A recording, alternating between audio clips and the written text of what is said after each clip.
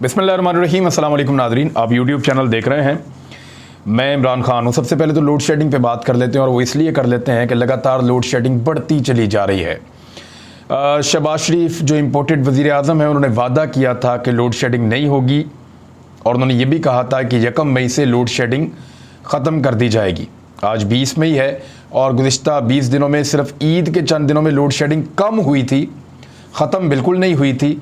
और मरीम नवाज़ ने even tweet करके पूछा था कि आपके इलाके में कितनी लोड शेडिंग हो रही है ईद के दिनों में, तो तब भी 2 घंटे 3 घंटे की लोड शेडिंग तो हो रही थी।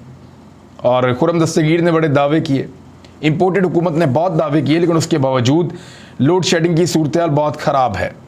मैं आपके सामने आदादोशुमार रखता हूँ, फिर आपको बताता हूँ कि एक्चुअली हुआ क्या है। शाहिद खान अब्बासी का कहना है कि 1 घंटा लोड शेडिंग से $125 मिलियन जो है वो पाकिस्तान के बच जाते हैं। तो हम पाकिस्तान के डॉलर्स बचा रहे हैं, तो ये जो नुकसान होता है उससे पब्लिक का, वो कौन भरेगा? यानी डॉलर्स बचाने का सबसे आसान तरीका अगर ये है, तो फिर आप बिजली पैदा करनी बंद कर दें, पाकिस्तान को ले जाएं। यानी ये तो बड़ा अच्छा फार्मूला, पूरी दुनिया को दे दें ये फार्मूला। और क्या साइंस पैदा की है शाहिद खान अब्बासी ने, तो ये फार्मूला पूरी दुनिया को दे दें और दुनिया में बिजली बनाना बंद कर दी जाए, ताकि डॉलर्स और पैसा, इंसान के वसाइल बच सकें। इस वक्त मुल्क में बिजली की मजमूई पैदावार जो है वो 21,447 मेगावाट, जबकि बिजली की कुल तलब जो है वो 26,500 मेगावाट से ज़्यादा है। पाकिस्तान की बिजली बनाने की जो कैपेसिटी है वो इससे ज़्यादा है, लेकिन जानबूझकर बिजली नहीं बना रहे।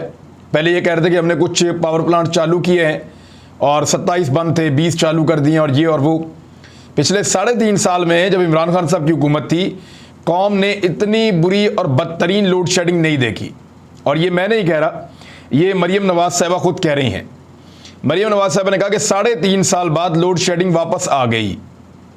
तो ये तो शहबाज शरीफ की हुकूमत है जिसमें वापस आई है। जलसे में उन्होंने कहा, यह सरगोदा में, कि 3.5 साल बाद लोड शेडिंग वापस आ गई। मरीम नवाज़ ने कहा बदकिस्मती से नालायक को अवाम पर मुसल्लत कर दिया गया। ये देखें आप, अब शहबाज शरीफ को मुसल्लत किया है, लाकर शहबाज शरीफ को बिठाया है, और उनकी भतीजी मरीम नवाज़ कह रही है कि बदकिस्मती से नालायक को अवाम पर मुसल्लत कर दिया गया, जिसकी वजह से 3.5 साल बाद लोड शेडिंग वापस आ गई। फिर उन्होंने कहा मरीम नवाज़ ने कि मैदान में आकर मुकाबला कर लो, यानी जो इमरान खान साहब कह रहे हैं कि आओ इलेक्शन करते हैं। तो अब वो भी इसी बात पे आ गई हैं और अपने चचा को ताने देते हुए कह रही हैं कि ऐसी हुकूमत को छोड़ देना बेहतर है। ये मरीम नवाज़ के अलकाबात हैं अपने चचा के लिए, और लोड शेडिंग से इन्होंने तबाही फेरी है। हालात ये हैं कि शहरों में और देहात में लोड शेडिंग का दौरानिया बढ़ता चला जा रहा है। शहरी इलाकों में 12 घंटे, जबकि देही इलाकों में शदीद गर्मी में लोड शेडिंग का दौरानिया 14 घंटे, 15 घंटे, 16 घंटे तक भी हो रहा है। तो ये है जी लोड शेडिंग की सूरत हाल जो मैंने आपको बता दी। मरीम नवाज़ साहिबा, उन्होंने एक स्टेटमेंट दिया था आज से चंद दिन पहले कि मैं इमरान खान का नाम नहीं लेना चाहती, मेरे दिल पर बहुत बुरा असर पड़ता है और मुझे बड़ी तकलीफ़ होती है कि मुझे इस शख्स का नाम लेना पड़े। लेकिन उनका ये गिनती की गई है, और ARY न्यूज़ ने की है। वैसे ARY पे मरीम नवाज़ ने चढ़ाई भी कर दी है बहुत बुरी तरह, और वो ये कह रही हैं कि इमरान खान ने इनको बहुत फ़ायदे दिए, और इमरान खान और ARY मिलकर गालम गलोच कर रहे हैं और कंपेन चला रहे हैं, और इस किस्म की चीज़ें उन्होंने कही। अब वो मुझे पता है जो ARY के कंपीटेटर्स हैं, उनको खुश करने के लिए मरीम नवाज़ साहिबा के तकारीर उन्होंने दिखानी होती हैं TV पे, तो वो ये चाहती हैं कि ARY को जितना बुरा कहूँगी बाकी TV खुश होंगे, ख़ासतौर पर Jio TV तो वो मुझे ज़्यादा दिखाएंगे। मरीम नवाज़ ने अपने गुज़िश्ता 5 जलसों के अंदर 120 मरतबा इमरान खान साहब का नाम लिया है। यानी अगर आप एवरेज भी निकालें तो 25 मरतबा, 24 मरतबा हर जलसे में मरीम नवाज़ इमरान खान कहकर पुकारती हैं। यानी उनका कोई जलसा, कोई तकरीब, कोई मीटिंग, कोई जगह मुकम्मल नहीं होती जब तक कि वो इमरान खान का नाम ना ले लें। बड़ी शानदार चीज़ है। मईशत पर इसहाक डार साहब की एक नन्ही मुन्नी मासूम ख्वाहिश सामने आई है, और उन्होंने औसाफ अखबार इस्लामाबाद के अंदर एक आर्टिकल लिखा, तजिया शहजाद कुरैशी साहब ने, जिसके ऊपर यह था कि मईशत की ज़बूहाली मुल्क तनाज़ात का मुताबिल नहीं हो सकता। इसहाक डार को ख़जाना का कलमदाम ना देना समझ से बालातर है। ज़िम्मेदार कौन है? मरीम नवाज़ और परवेज़ रशीद कायद के बयानिया को ज़िंदा रखने के लिए कोशिश कर रहे हैं। इसहाक डार साहब ने इसको ट्वीट कर दिया है, और उनकी ये ख्वाहिश है कि उनको वज़ारत ख़जाना दिया जाए, क्योंकि मिफ्ता इस्माइल से उनकी मुखालफत चल रही है मुख्तलिफ मामलात पे। मिफ्ता इस्माइल ये समझते हैं कि पाकिस्तान की मईशत को जितना तबाह माजी में इसहाक डार ने किया है, वो आगे तो मजीद तबाह करेंगे। और यही बात पाकिस्तान के ताकतवर हल्के भी समझते हैं। और मिफ्ता इस्माइल खुद ताकतवर हल्कों को 2018 में ये बता चुके हैं कि दुआ करें हमारी हुकूमत ना आए, क्योंकि इसहाक डार ने मईशत का जो हाल किया है, अगर हमारी हुकूमत आ गई तो 3 साल तक तो हमारी कमर ही सीधी नहीं हो सकती। तो ये इन्होंने इमरान खान के साथ किया था।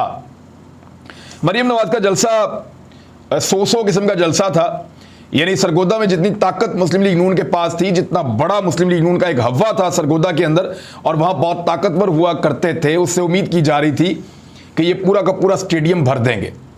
अब वो जो स्टेडियम है उसकी मुख्तलिफ एरियाज जो हैं, जो बैठने वाली स्टेयर्स का एरिया या बाकी, उनको तोड़ दिया गया, बड़ा किया गया जलसा गाह को जानबूझकर। मरीम की सिक्योरिटी के लिए खसूसी इंतजाम किए गए, दर्जनों दरख्तों को मुबैना तौर पर काट दिया गया ताकि मरीम का जलसा बड़े से बड़ा हो और ज़्यादा से ज़्यादा दिखाया जा सके।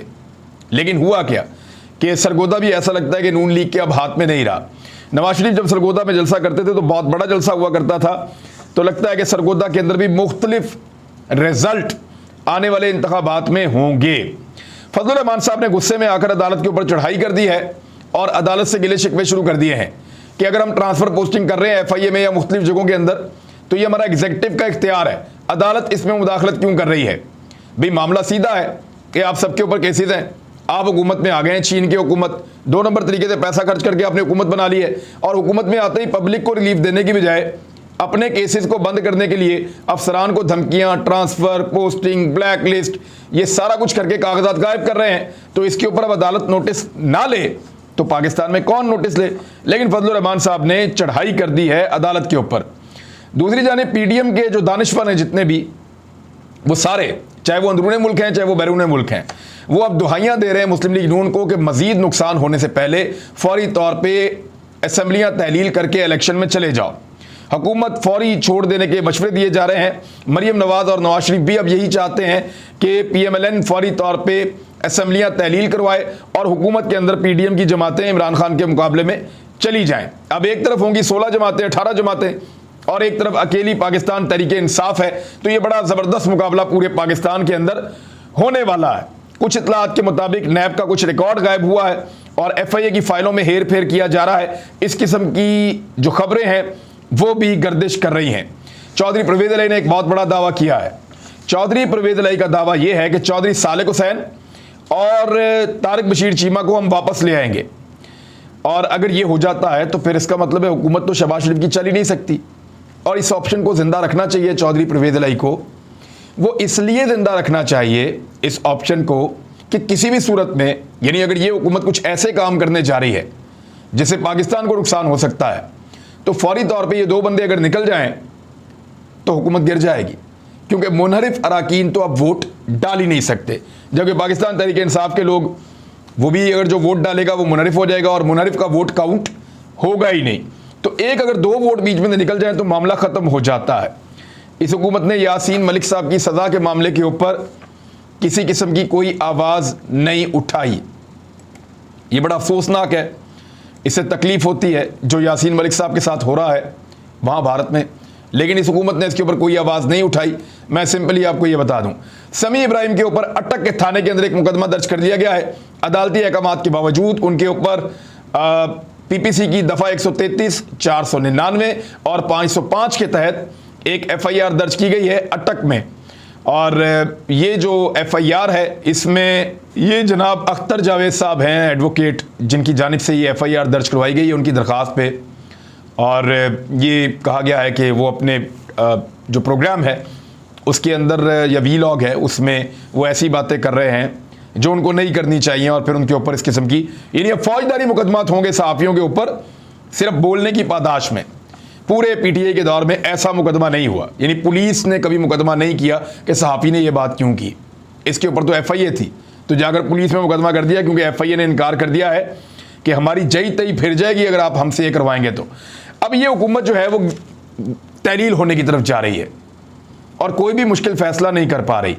तो चंद सवालात हैं 10 जो इस इंपोर्टेड हुकूमत से आप सबको ज़रूर पूछने चाहिए।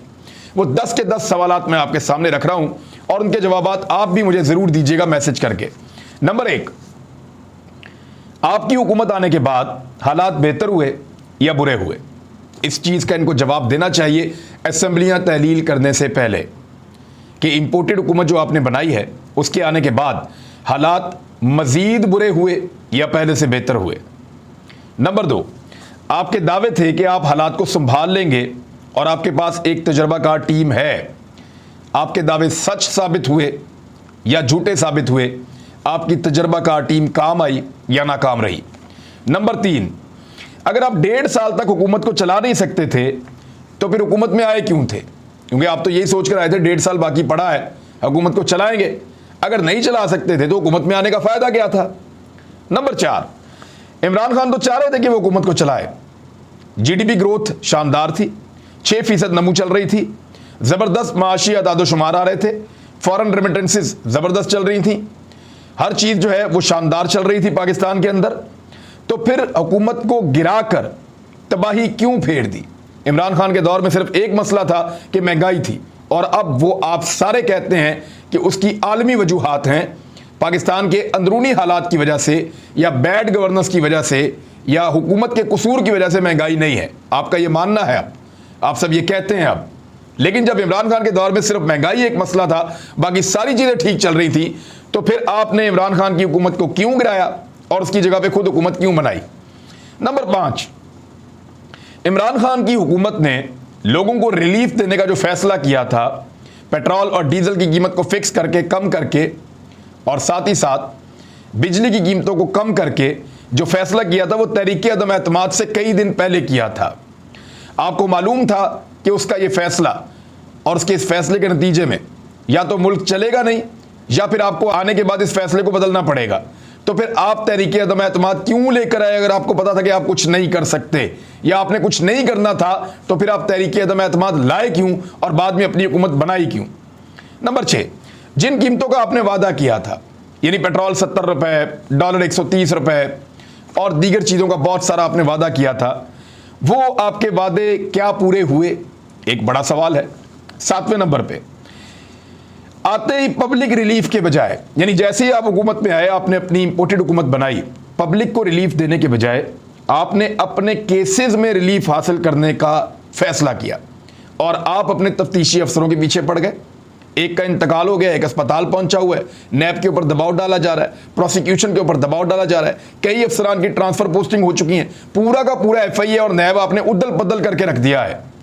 फाइलों के अंदर मुबैना तौर पर छेड़छाड़ हो रही है, हेरा फेरी की जा रही है, कुछ चीज़ों को गायब किया जा रहा है, अपने इन्फ्लुएंस को और हुकूमत में अपनी ताकत को इस्तेमाल किया जा रहा है, अफसरान पर दबाव है, ट्रांसफर पोस्टिंग की मंडी लगी हुई है। ये NRO2 है।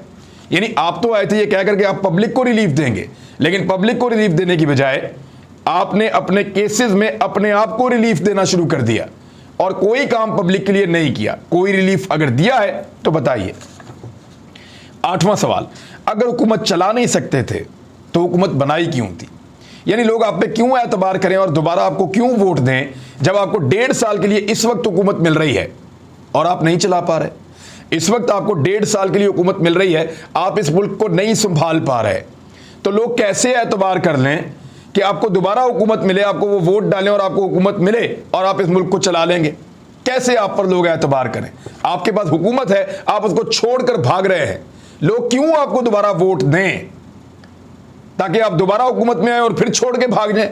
जब आप में कुव्वत फैसला नहीं है, आप चला नहीं सकते हुकूमत, तो फिर आपने बनाई क्यों थी? 9वां सवाल, इलेक्शन ही करवाना था तो वो तो आपको इमरान खान ने 3 अप्रैल को दे दिया था। जब इमरान खान साहब ने असम्बलियाँ तहलील करने के लिए सदर को समरी लिखी और उन्होंने फौरी तौर पे पाकिस्तान की असम्बलियाँ तहलील कर दी, तो फिर आपने क्या किया? आधी रात को अदालतें खुली, वहाँ पे कैदियों वाली वैन्स पहुँची, अजीबोगरीब खबरें लगाई गईं, पूरा दबाव बनाया गया और फिर आपको हुकूमत बनाने का मौका मिला और इमरान खान की हुकूमत को ज़बरदस्ती गिराया गया। ये सब कुछ किया गया ना। अगर तो इलेक्शन में ही जाना था जैसे आप अभी जा रहे हैं तो 4 अप्रैल को चले जाते, तब भी आपको इलेक्शन में जाना था, आज भी आपको इलेक्शन में जाना है। नंबर 10, शहबाज स्पीड, यानी शहबाज शरीफ साहब के नाम के ऊपर करोड़ों अरबों के इश्तिहारात बनवाए गए, चलवाए गए, हर तरफ एक ड्रामा रचाया गया और इस किस्म के इश्तिहारात चलाए गए जिसपे अर्तुगरुल ड्रामे के म्यूजिक लगाए गए और बड़े शानदार म्यूजिक लगाए गए और शबाशी साहब के प्रोमो और टीजर्स बन रहे थे। पता नहीं ये आकर क्या करने लगे हैं, साइन कर रहे हैं, कभी कायदे आज़म की तस्वीर को देख रहे हैं, कभी यूं वॉक कर रहे हैं। यानी ऐसे शो किया जैसे पता नहीं कौन आ रहा है और कहां से आ रहा है, और आकर किया क्या, सब कुछ बर्बाद करके रख दिया। जो मुल्क चल रहा था, किसी ट्रैक पे पड़ा हुआ था, शायद किसी मंजिल पे पहुंच जाता, उसका बेड़ा गर्क कर दिया और अपनी सियासत का भी बेड़ा गर्क करके रख दिया। ये आप लोगों ने किया है। अब जो चीज समझ आती है ना, वो बड़ी सिंपल है, सादी है। वो ये है कि ये हुक्मरान सिर्फ NRO2 के लिए आए थे। अब जब इसके इम्कानात काफी हद तक अदालत ने खत्म कर दिए हैं, अदालत ने नोटिस ले लिया, NRO2 के इम्कानात कम हो गए और कुछ टारगेट्स थे जो उन्होंने कुछ हद तक मुबैना तौर पे हासिल कर लिए हैं, तो अवाम जाए भाड़ में। ये अवाम को छोड़कर बगैर कोई रिलीफ दिए अब इलेक्शन की तरफ जा रहे हैं, उस तरफ भाग रहे हैं। कपड़े बेचने वाले अपने स्विमिंग पूल बनवा रहे थे, ये इनकी असलियत थी। तो कोई भिखारी पाकिस्तान का जो है, आम भिखारी, इनका अपना, उस स्विमिंग पूल में जाके नहा सकता है जो कपड़े बेचने वाले इंपोर्टेड वज़ीर आज़म ने बनाया। अजीब सूरत हाल है।